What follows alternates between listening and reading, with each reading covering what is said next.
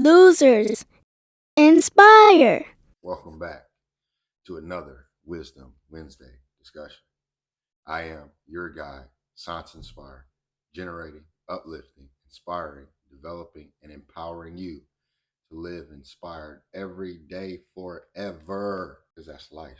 And in week 2 of our November theme, we are talking about ancestral knowing. Because again, every month has a theme, and every week we are going to break down that theme so that at the end of 4 weeks, we have a whole picture of what we want our life to be like and how we need to get there. And so the theme for this month is sacred inheritance. Okay. We're talking about honoring our lineage and how that is part of a reclaiming of our spiritual inheritance. And we're talking about the ancestral knowing today. And the focus is that we get back to where we started, where it all began, because if we want to get to the future, we have to also recognize the past in this present moment. So we want to reclaim, remember, recall. This is again going on that theme that we have for the month. Our affirmation for this discussion is I inherit the strength, wisdom, and vision of my lineage. I inherit the strength, wisdom, and vision of my lineage.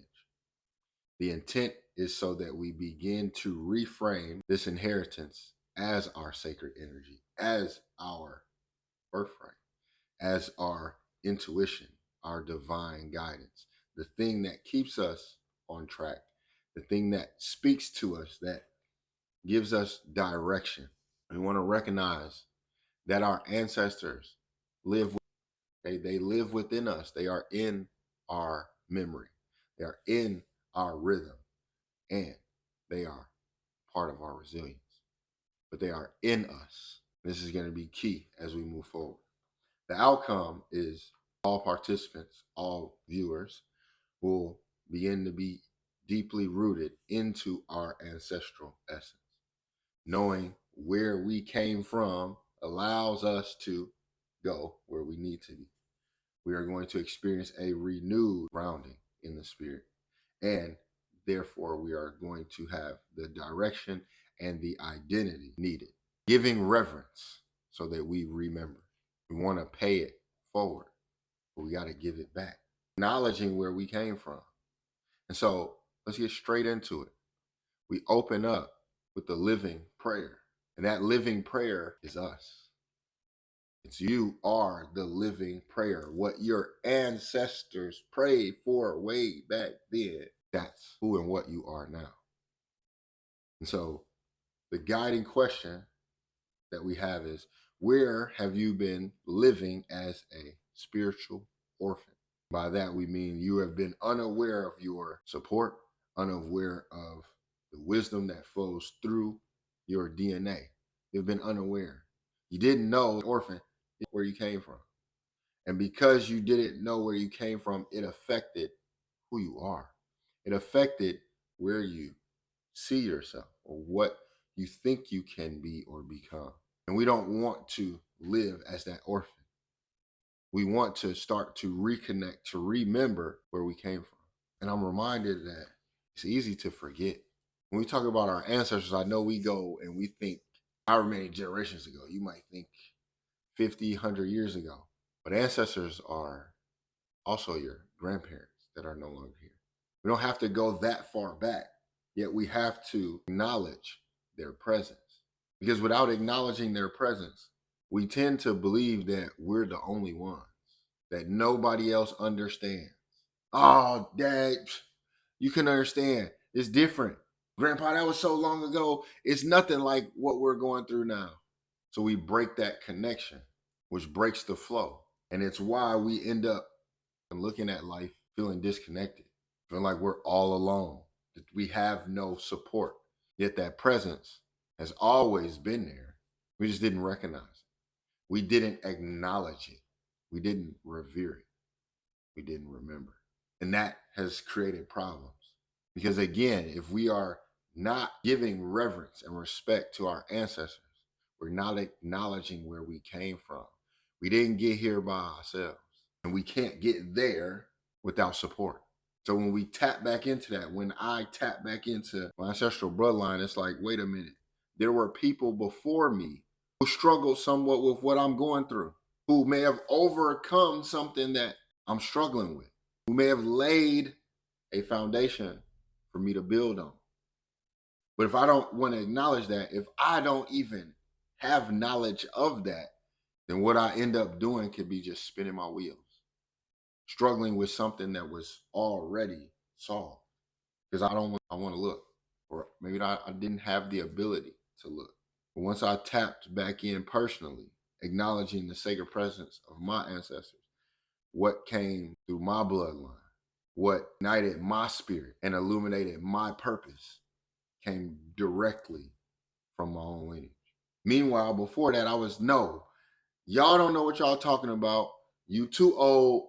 This ain't nothing like way back then when you had to walk 25 miles of school in the snow and 5 feet tall and all of that. Nope. And so I was discarding that, getting rid of something that I needed. I was removing their presence, breaking the chain. So now I'm going to go out and I'm going to do all of these things because y'all never did or you didn't understand. And then when I fell, I had to get up. When I had to relearn, the things that I began to relearn came directly from my ancestors, came directly from my grandparents and my great-grandparents, even my parents. I saw where, oh, I wasn't the first person to try and venture out on my own. I wasn't the first person to have an entrepreneurial spirit. I wasn't the first person to have an idea and struggle with how to conceptualize it, how to bring it to life. And because I looked back, started to see what they left. And I can pick up those pieces. I can gain better understanding from the struggles they went through. When I actually looked back and saw what my grandmother went through, I could understand her life a lot better. I could understand the bouts that we had, the misunderstandings. I could see it. But before, when I was 9, didn't want to pay attention, it's nothing. I isolated myself and there was nothing that could support me. I sought to evolve without first acknowledging my roots. Imagine a tree trying to grow without acknowledging its roots, without being rooted. That tree is easily blown out of place at the slightest wind, in the small gust of wind. If it's not rooted, it comes right out the ground. And that's how I felt. That a breeze was pushing me over. And that if a real strong wind came, I would be gone. Strong winds were those challenges in my life. I wasn't rooted in, so any little challenge would knock me off, any setback. Yet, by acknowledging the roots, I saw how strong they were, how the situation or circumstances that I may be going through, that I was struggling with, paled in comparison to what my great-grandparents went through. And if they could make it through that, then certainly I can make it through this. It showed me that actually, not only did I had to be rooted in that, but true growth requires depth. And I ain't have no depth without paying that just due, without tapping back in and learning and paying homage and giving reverence to my ancestral lineage. I have no depth. No wonder why I could just be moved around and swayed at any slight breeze. Just as much as I say we are the living prayer for our ancestors, I needed them just as much as they need me. Yeah, we forget this. We don't call upon, we think, hey, dead and gone is, yet even the most ancient civilizations, the most advanced civilizations always had within, built in respect and reverence to their ancestors. Matter of fact, this is how they showed you how they got in here. They showed you a long lineage. I come from a long line of this. So we don't grow if we don't know and we're not acknowledging the past in which we came to be present now. So we inherit not just these physical qualities and these dashing good looks. We inherited spiritual aspects. Our calling, my calling was tied to my ancestors. And I can't break free from that. I'm building upon that. And we want to deviate because of our desires that are tied to the physical reapings of this world. We have removed that spiritual glue that has always kept us together, that has always and will always exist. But just because you don't believe doesn't mean it's not real or not true. And so I want to go into the scriptural anchor that we have, which comes from Exodus chapter 20, verse 12. And it says, honor thy father and thy mother, that thy days may be long upon the land which the Lord thy God giveth thee. Honor thy father and thy mother. Honor. And that is not simply being obedient. It is a remembrance. It is when you extend your life, because we're extending that through this continuity, our purpose. I'm honoring my mother and my father because it took both of them to make me. So I'm not simply just being obedient to what they say, I'm remembering. And at this time, and personally in my life, I'm being affected by this. But something that we don't do is honoring thy father and thy mother. And that's something that is hard for me to understand. It's hard for me to grasp. And I believe it's hard because it's nonsensical. It's not logical. Makes no sense. How we continue to put one side against the other. Men this, women that. Fathers versus mothers. We're picking and choosing who to give the respect and reverence to, who to honor when you're to honor both of them. And we get into these personal things. Well, my dad is this and my mom is this. It's because we're looking at them physically. You're not actually remembering. You're not actually looking at the whole picture. I said, before I actually looked at the whole picture, I didn't get along with my mother, my grandma, the woman who raised me. We was at odds. We used to go at it. Y'all really think y'all be going at? No, we used to go at it. I never put my hands on her, never nothing like that. But back and forth, that the mouth, what? I was a smart ass.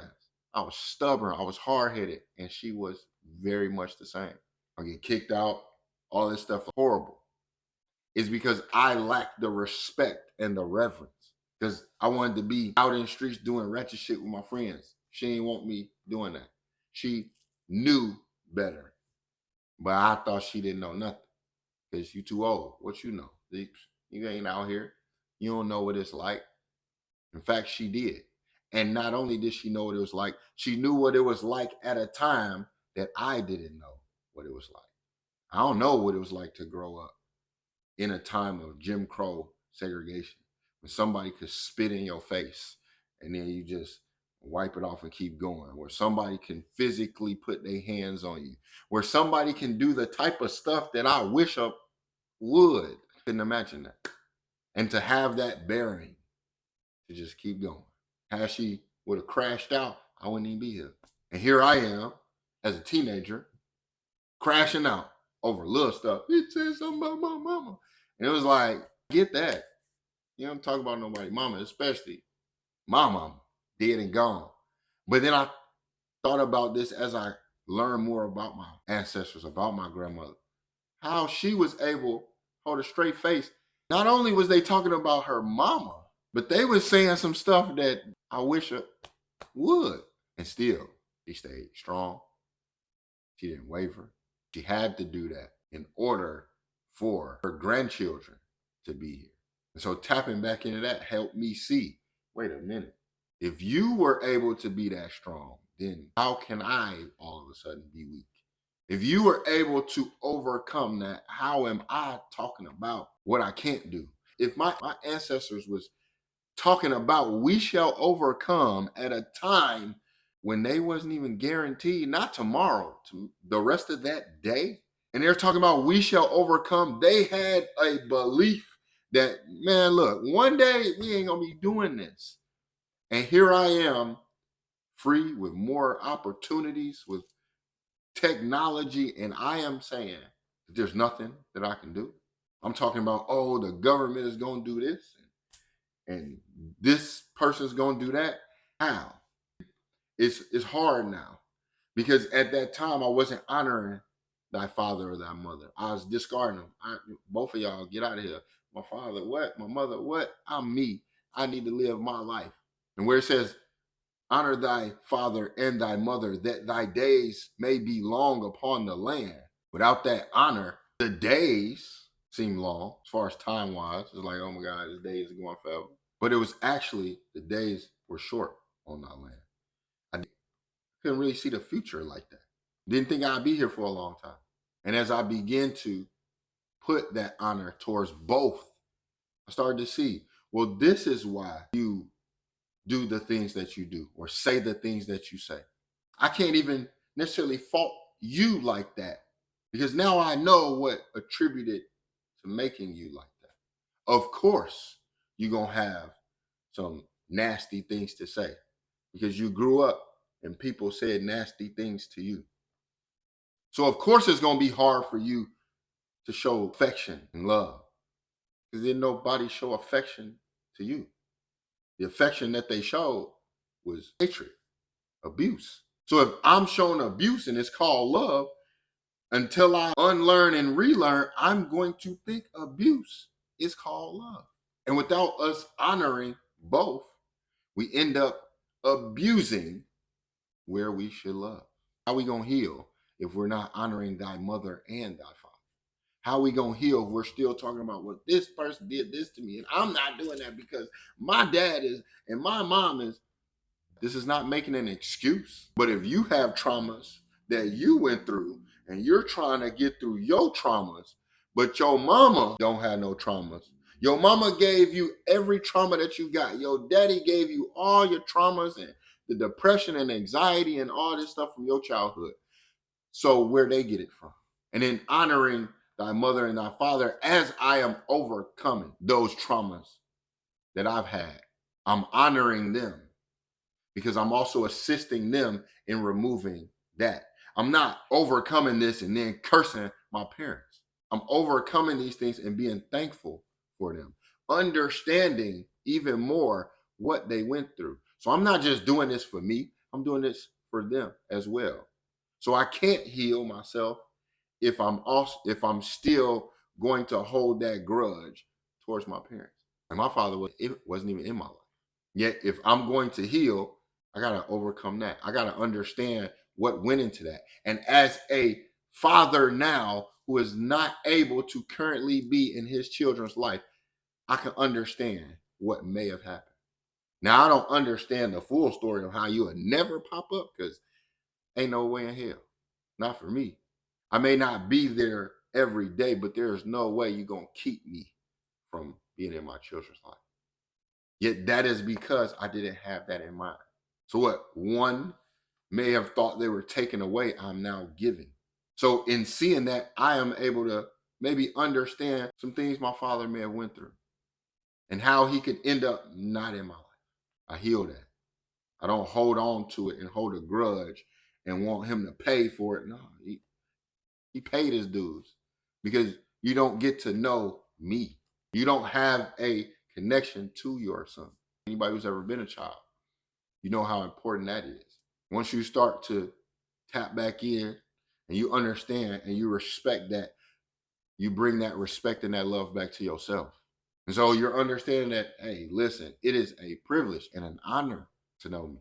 And to not know me, to not even have that ability to be around me, that's punishment enough. But it's not up to me to try and hold his feet to the fire for that. It is up to me to live my life in a way that honors and upholds I am, that honors and heals my younger self that didn't necessarily have that.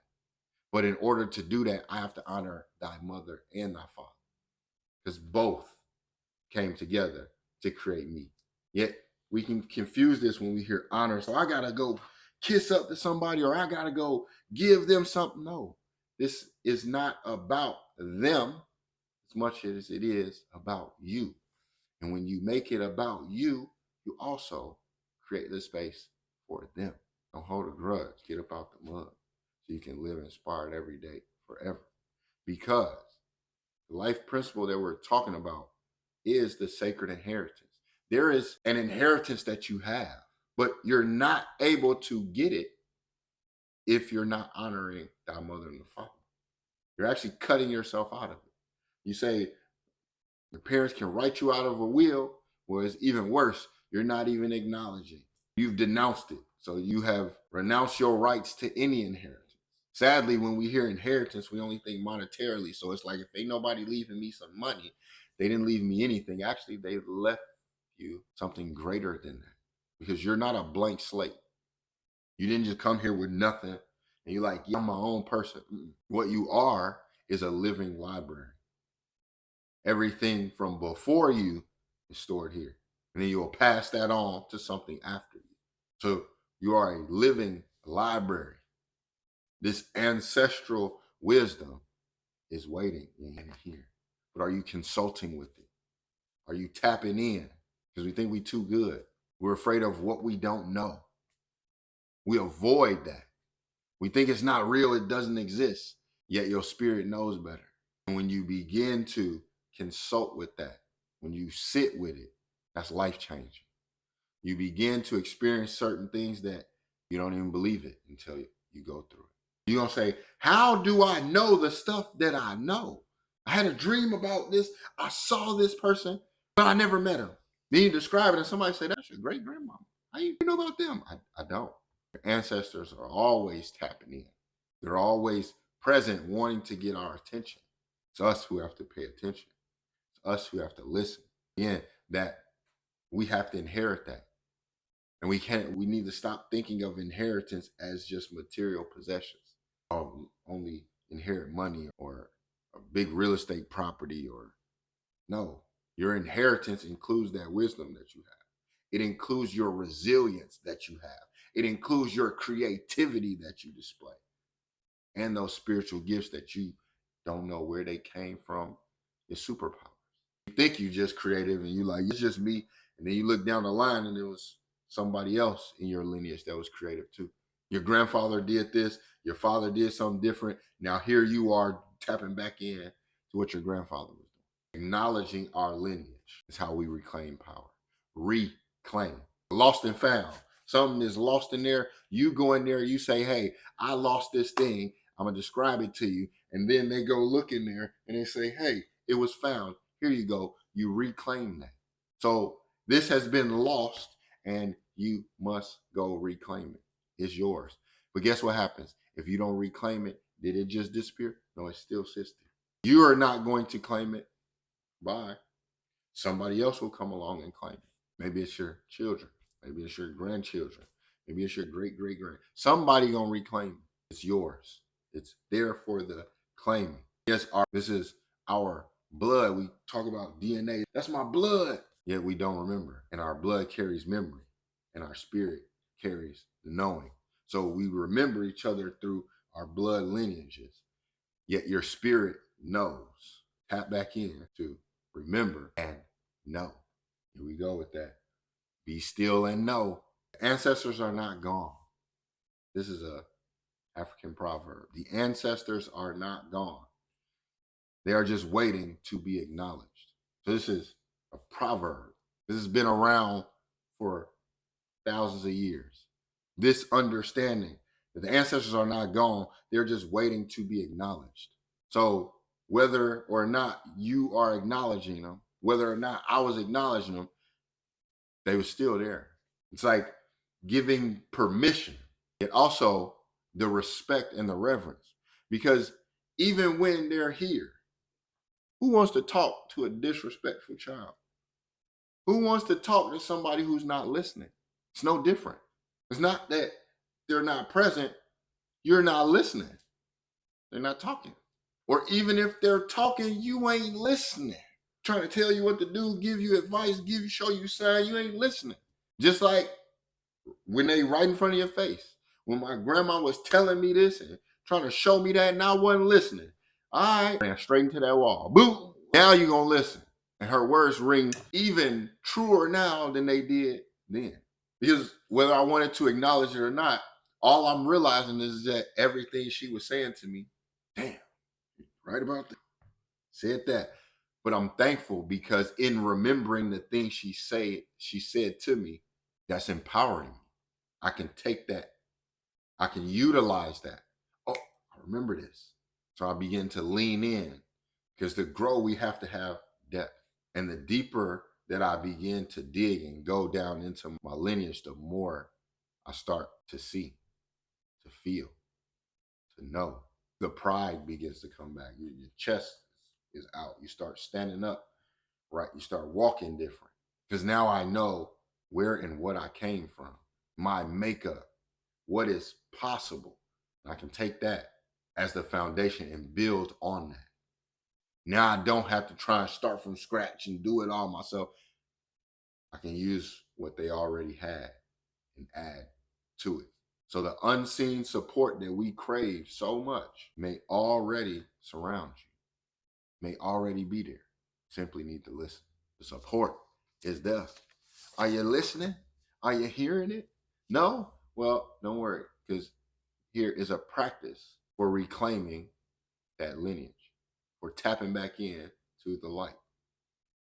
And again, these are practices. If you want to do them, that's why we give them. If you want to believe that, this is some hoopla, you got that too. You want to say, it's not working, you can say that too. You can do whatever you want to do. That's the beauty and the beast. But to the practice, reclaiming the lineage of light. What we want to do is take a glass of water. This is my drinking water. But take a glass of water, place it before you. The glass of water. Mine had limes in it. Just a glass of water. You're going to put it before you.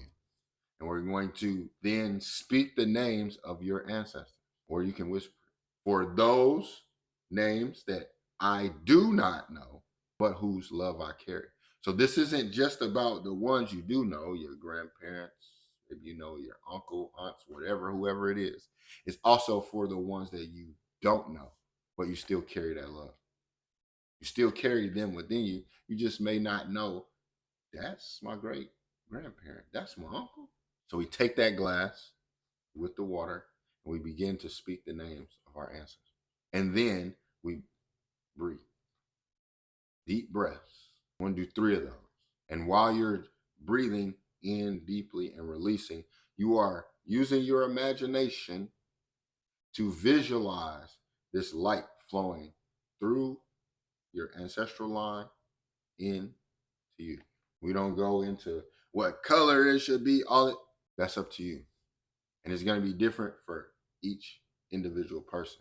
We simply want to begin to reclaim. Take the glass of water, place it in front of us, begin to speak the names, or you can whisper, for those whose names I do not know, but whose love I carry. Speak that into it. Say the names of the ones you do know. Breathe deeply 3 times. Visualize that light going through your lineage into you, and then affirm.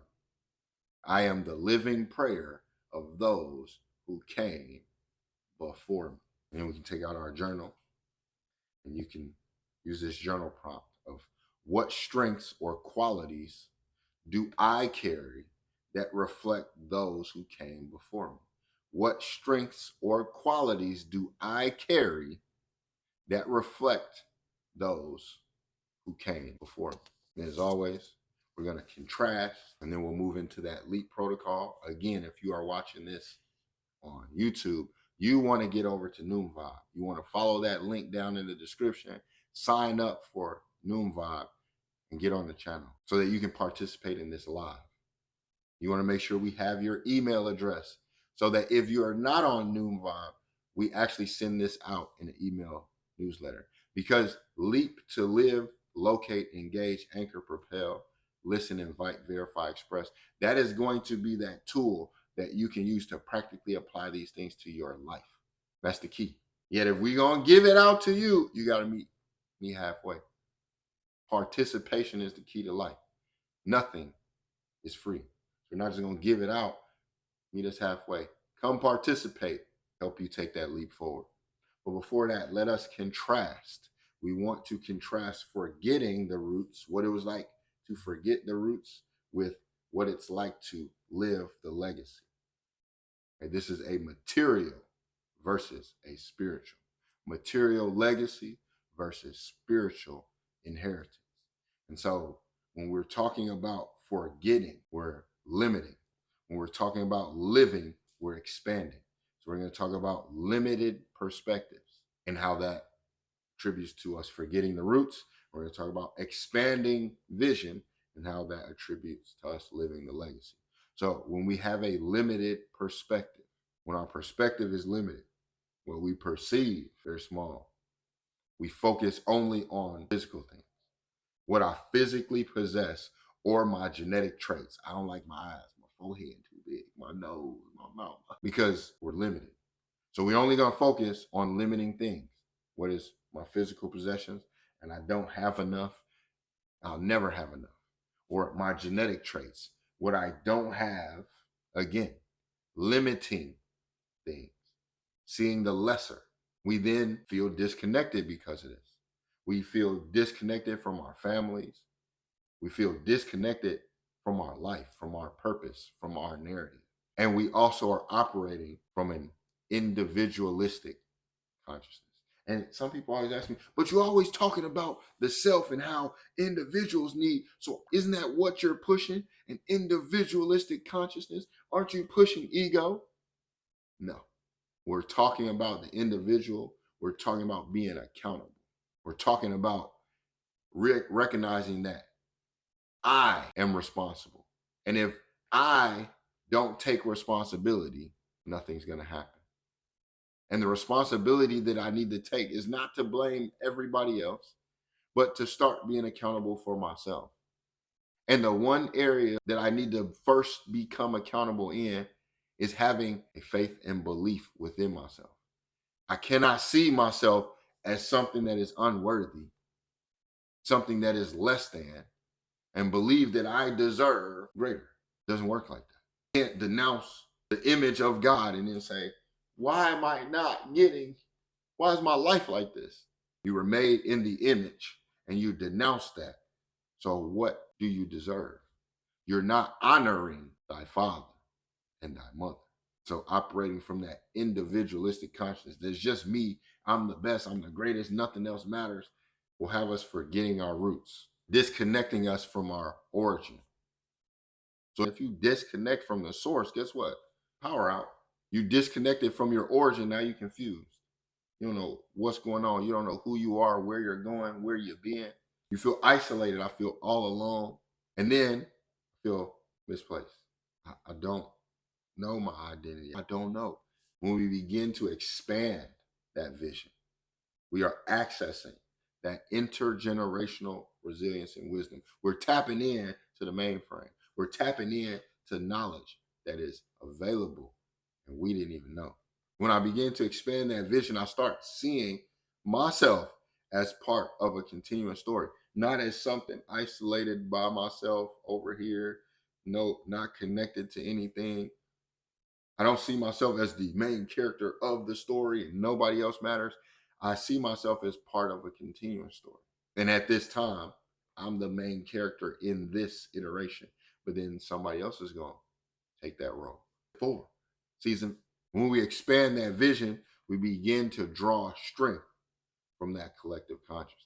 We're drawing strength from our ancestors. Oh, I remember. Oh, that's right. They was believing that they could overcome at a time they was in bondage. So if I ain't in bondage, there's no way I should not already be saying that either I have overcome or continuing that belief that whatever this is that I'm going through, I shall overcome that.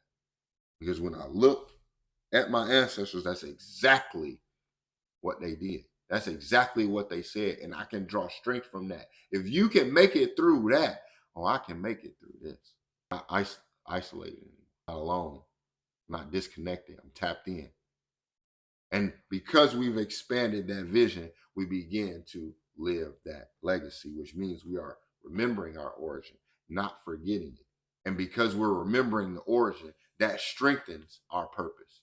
It keeps us grounded in our mission with that divine continuity, aligned with divine frequency, moving in divine timing. Can't do it all by yourself. You have to acknowledge what came before you in order to know and to go where it is that you need to go. So remember, the more we evolve, the more we must honor where we began. The more you grow, the more that we know we have to honor, which gave us the ability to grow. Because evolution is not abandonment. You don't evolve and then just abandon what was. You elevate. So as we continue to evolve, we honor so that we can continue to elevate to our highest. And as we are elevating to our highest, we don't forget when we were at our lowest.